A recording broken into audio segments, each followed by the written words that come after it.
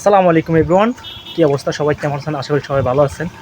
সবাইকে পবিত্র জুমা মোবারক। তো আজকে জুমার নামাজ পড়ার জন্য করে যাচ্ছি, এখন শুরু যায় না, বাট আমার সাথে যাচ্ছে মহিন, খালাদা, মহিউদ্দিন, তারেক ও আরফাত সহ আমরা 4-5জন ফ্রেন্ড যাচ্ছি।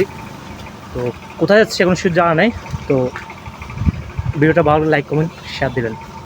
এরপর বন্ধু তারেক গাজী আসার সাথে সাথে আমরা অপেক্ষা করতেছিলাম বন্ধু অফির জন্য, কারণ অফি অনেক লেট করে ফেলছে। তারপর অফি আসার সাথে সাথে আমরা রওনা দিয়ে দিলাম।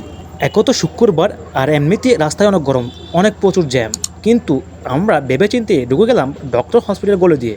আর এই ডক্টর হসপিটাল গলিটা হলো কৌশিক মিয়ার ফার্ম গেটের সামনে দিয়ে। আমরা প্রকৃতি উপভোগ করতে করতে হারিয়ে গেলাম প্রকৃতির মাঝেই। শেষ পর্যন্ত আমরা উঠে গেলাম রোডসিন হাইওয়েতে। এরপর ওঠার সাথে সাথে আমি মহিনকে বললাম, মহিন তুমি তাড়াতাড়ি চালাও, কারণ আমাদের হাতে সময় আর বেশি নেই। তাই মহিন খুব স্পিডে গাড়ি চালাতে লাগলো। শেষ পর্যন্ত আমাদের গন্তব্য হলো লতিফপুর ভূঁইয়া জামা মসজিদ। মসজিদটা ছিল অসাধারণ, যেটা ছিল হকসাবাজার পূর্ব পাশে, একদম গ্রামীণ পরিবেশের মধ্য দিয়ে। তারপরে আমরা মসজিদের মাঠে গাড়ি পার্কিং করে একটু বসলাম রেস্ট নেওয়ার জন্য, কারণ আমরা প্রচণ্ড গরমে অনেক ঘেমে গেছি। বাট গাইস, শুক্রবার হওয়াতে কোনো দোকানদারি খোলা ছিল না, তাই আমরা একটু বসছিলাম একটা দোকানের পাইনে একটা ঠান্ডা খাওয়ার জন্য। এরপরে নামাজ শেষে এই এলাকার ভাই বাদার কাছে জানতে চাইলাম এই মসজিদের তথ্য।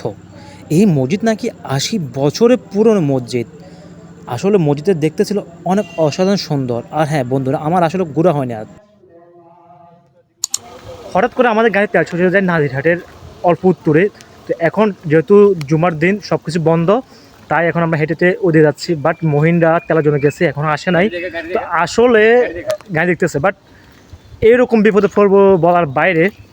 তারপরে তারেক বললো চলো আমরা একটু মন্দির থেকে ঘুরে আসি। যদিও তেল নেওয়ার পরে আমাদের গাড়ি স্পিড আবার বেড়ে গেছে। আসলে আমার তেমন একটা ঘোরা হয় না। আজকে ঘোরার জন্য স্পেশালি থ্যাঙ্কস ফর আমার খালতো ভাই মহিন। তো ভিডিও ভালো লাইক কমেন্ট শেয়ার দিয়ে দিও।